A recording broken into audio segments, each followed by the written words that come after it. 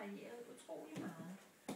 De fleste af de store firbenede planteædere havde solide lemmer og brede ben ligesom en elefant. Tobenede dinosaurer. Hej! Hej! Hej, Kaja. Skal du være med?